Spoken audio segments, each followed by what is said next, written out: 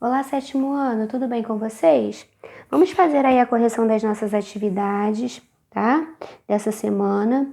Mas antes, eu gostaria que nós relembrássemos algumas coisas que nós já falamos, né? Alguns conceitos aí nas atividades anteriores, tá legal?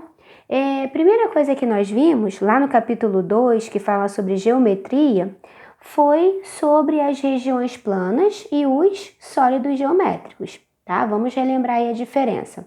Quando eu estou falando de regiões planas, eu estou falando de figuras geométricas 2D. O que seria, né? As figuras geométricas bidimensionais, que você só tem duas dimensões, que é o comprimento e a altura. O comprimento e a altura, certo?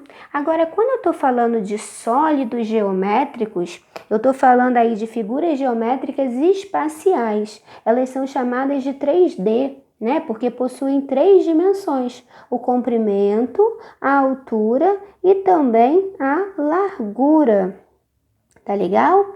E aí eu tenho alguns exemplos aqui, ó. Todos esses aqui são exemplos de sólidos geométricos, que daqui a pouco a gente vai estar vendo aí o nome que cada um recebe também. Só que eu preciso lembrar que os sólidos geométricos, eles se dividem em três grupos. Ó, escrevi aqui para a gente não esquecer. Nós temos os poliedros, os corpos redondos e os outros sólidos.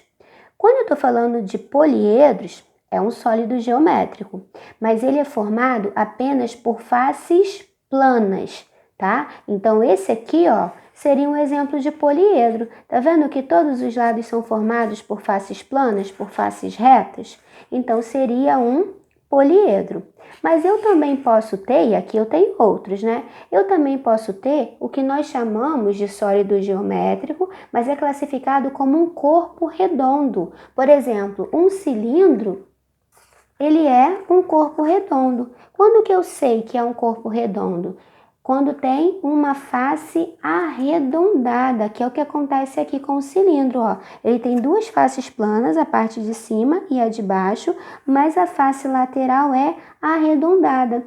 E os corpos redondos, quando colocado sobre uma superfície, né, que tem uma inclinação, ele é capaz de rolar.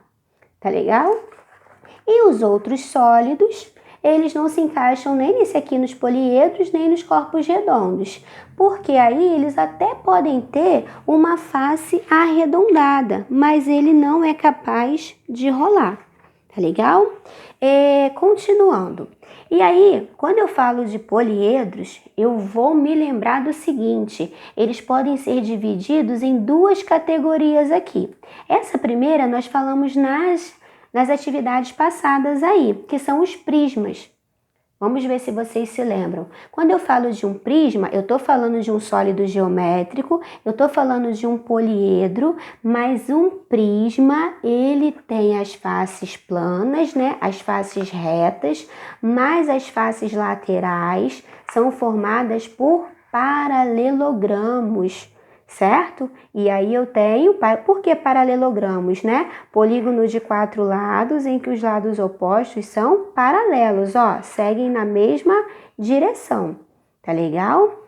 O que não acontece com as pirâmides, porque as pirâmides, elas são poliedros também, elas têm faces planas também, mas as faces laterais das pirâmides, ó, elas não são formadas por paralelogramos, são formadas por triângulos, né? São faces triangulares. Então vamos lembrar, ó, sólidos geométricos, eu tenho os poliedros se dividem aí em prismas, tá? Faces planas formadas aqui no contorno, ó, por paralelogramos, e as pirâmides, faces aí, ó, do contorno da forma geométrica, são triangulares. E nós vamos ter também, vamos falar daqui a pouco sobre os corpos redondos, tá? Que tem alguma face arredondada. Na página 80 da apostila, que vinha falando sobre as pirâmides, te mostrava dois grupos de pirâmides, ó. As pirâmides retas, né? E aí você observa que as faces laterais, as arestas, né, são retas, e tem aquelas oblíquas onde há aquela inclinação, tá bom? Assim como os prismas, as pirâmides também, elas recebem um nome de acordo com a sua base. Se a base é um triângulo, então eu vou ter uma pirâmide de base triangular. Nesse caso aqui, como ela é reta, então pirâmide de base reta triangular. Se ela fosse inclinada assim, né, oblíqua, então seria pirâmide oblíqua de base triangular. Aqui embaixo eu tenho uma de base quadrada, então pirâmide oblíqua de base quadrada. Ah, a base da pirâmide, ó, é um polígono de 6 lados, então é uma pirâmide de base hexagonal. Isso vai acontecer assim, ó.